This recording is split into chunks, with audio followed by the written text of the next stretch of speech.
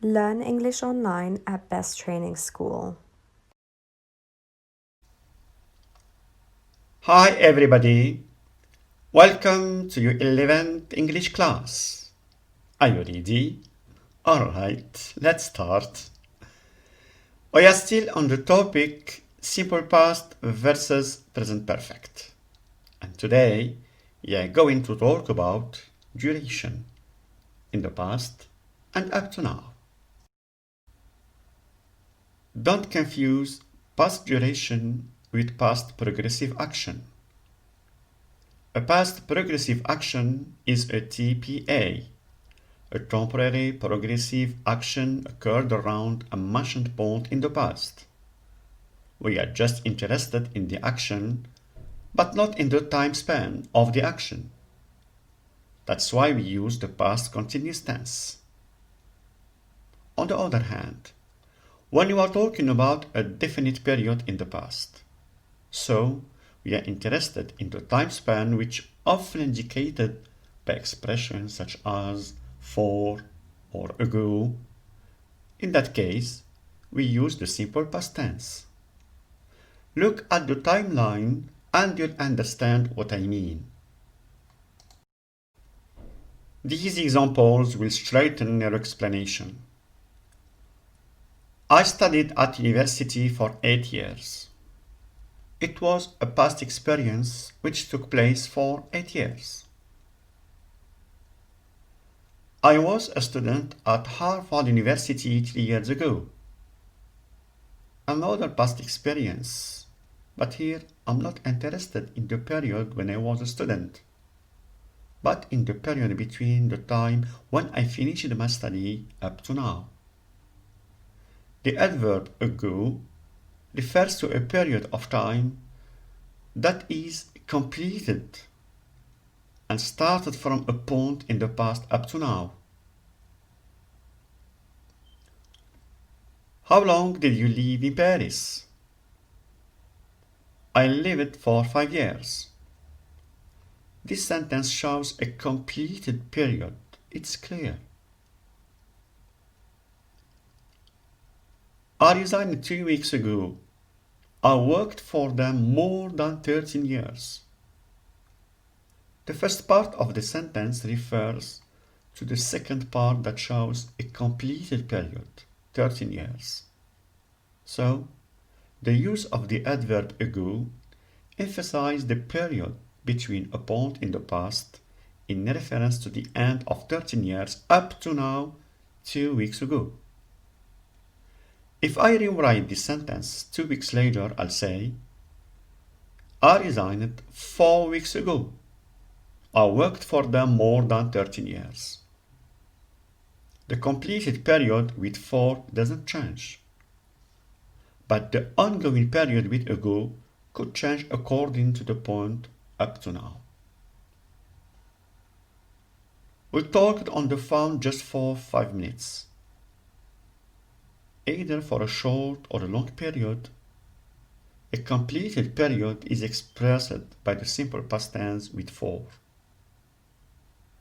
I hope everything is clear. On the other hand, when we are interested in a period that started in a definite point in the past and kept going on up to now, it means that we are still inside this period.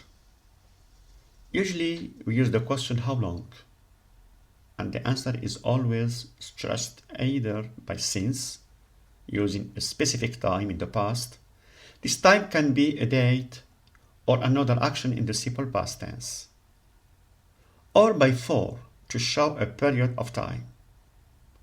I resume.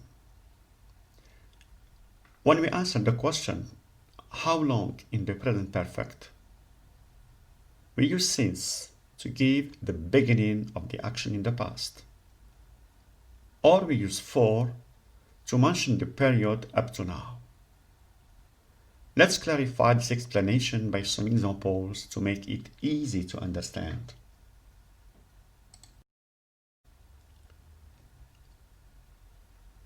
My English has really improved since I moved to the States.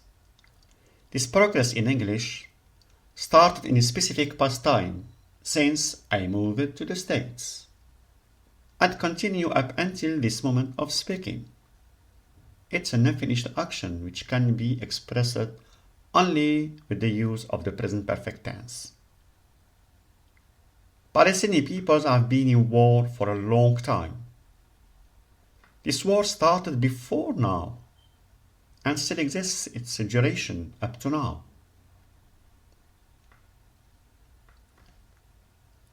Up to now, how long have you studied English?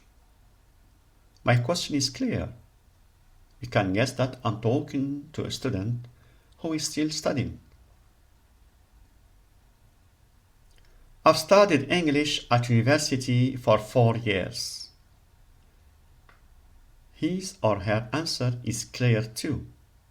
At this time, the student has studied English for 4 years and the action hasn't finished yet. Once again, we are talking about a duration up to now.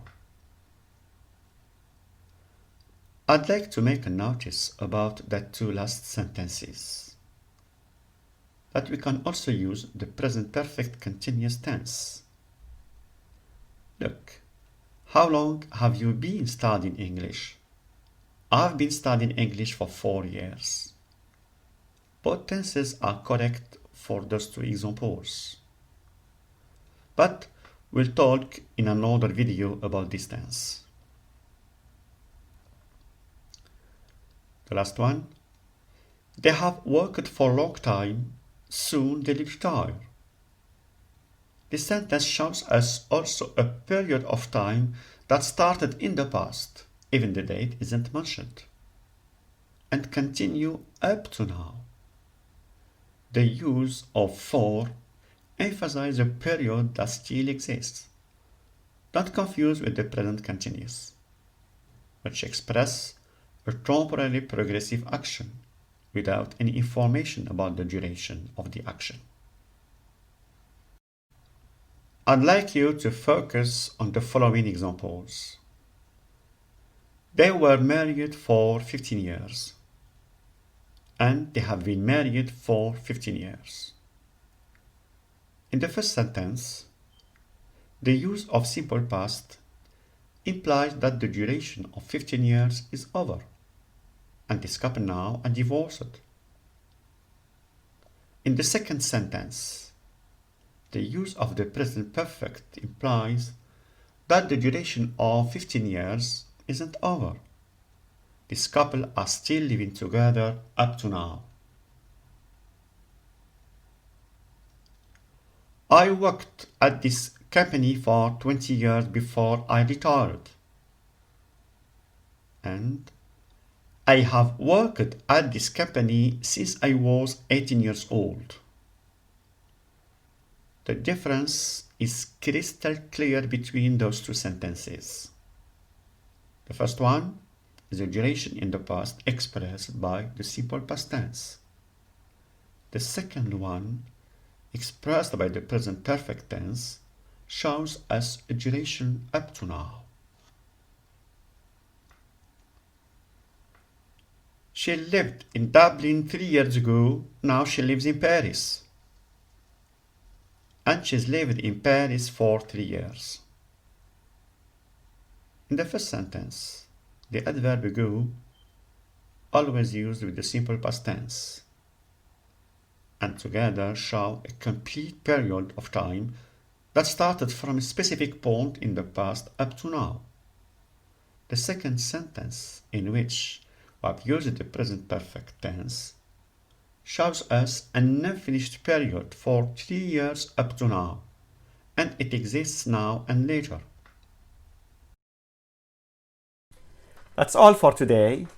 Thank you for attending the lesson. See you next class. Try to be on time. Goodbye.